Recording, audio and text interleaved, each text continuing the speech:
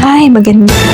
Kamusta po kayo? Isa na namang panibagong simula, panibagong araw. Gaya nga ng nakagawian, ito nga harapin ko sa bawat umaga. Pagkatapos ko magtapon ng basura sa labas, nag-trim nga pala ako kanina, nagdilig ng mga halaman at nag-sort ng mga basura.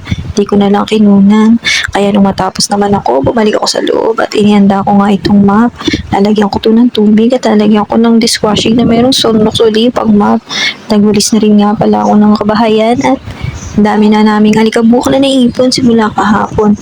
Ikaw ba naman sa beses lang sa isang araw magwalis? At ayan na nga, tinuloy ko na nga ang pagmamap ko. Ang gloomy ng datingan ng panahon, no? Pero okay lang yan. Basta tuloy-tuloy tayo sa ating pang-araw-araw na gawain. Ito ang almusal namin. Yung sabaw na 2 linggo na sa rep. Sa wakas, naluto rin. Prinito ko nga lang pala ito sa konting mantika at ito nga yung lulutuin naming ulam today. Beef paste. At ayan yung mga sangkap ng beef. Ang aming bell peppers, carrots, meron din tayong 2 pirasong patatas, sama natin 3 pirasong sibuyas, at yan na silang lahat. At makatapos niyan, ito nga, inulungan ko na yung natira kong urungin sa lababo. Sumunod ko namang ginawa ay pagtatalop ng mga gulay. Yung carrot at patatas lang naman ang gagamitan ko ng peeler. At ayan nga, minadali ko na lamang ang aking gawain, paghiwat, paghanda, at nung mabalata naman yung ibang sangkap, pinagsama-sama ko at kinunan, ayan na nga silang lahat. Hindi po kayo nagkakamali, hindi ako magluluto niyan, tagapaghanda lang ako.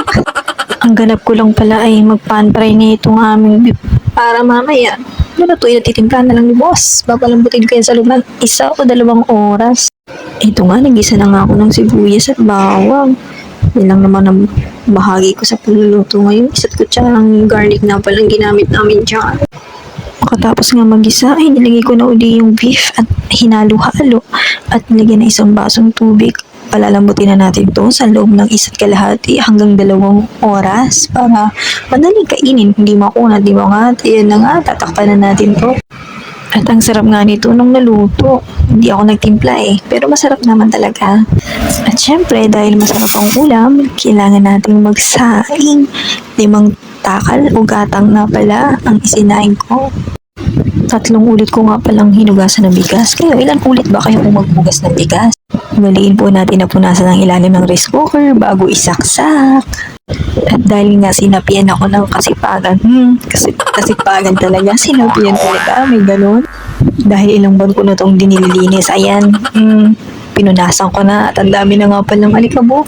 Yan kasi, pag sinipag lang, at ayan nga, ang linis ng tingnan. Daming mga anik-anik. Sana all ganito kalinis. Sa amin, just me, Marmar. I can't tell. Parang luminisay man nagsisay ako pero kulang talaga yung time ko. Di ko nagagampanan. At ito na nga, ang aking pangalawang tahanan. Tingnan nyo naman ang mga anik-anik ko sa buhay. At ang dami pala. Talagang dito na ako nakatira. Ayan yung box ng damitan ko. Tama nga pantulog ko. At ayan yung mga dami ko. Mamaya kukunin ko yan pagkatuyo para tupiin. At ito na nga, inayos ko na nga yung mga herbal teas ko. Pampalusog, mga lods. Pag umiidad ka na talaga, alam na mga kailangan ng katawan para ayos-ayos na ang buto-buto. Ayan, dami ko mga anik-anik. At dahil sinipag na tayo, dire-diretso na natin. Pinunasan ko nga pala yung labas ng rep kanina. Pinunasan ko din yung ibabaw. Hindi ko na nga lang kinunan ng video. At tuloy-tuloy tayo sa gawain. At ito nga yung unang set. Lalagay ko na sa paminggalan at kanya-kanyang lagayan. Tararan! Meron na namang bago. Tapos ng ganap sa pagluluto at matapos ang pananghalian, bandang tanghali na to, tinanggal ko na sa hangers yung aking mga damit para tupiin.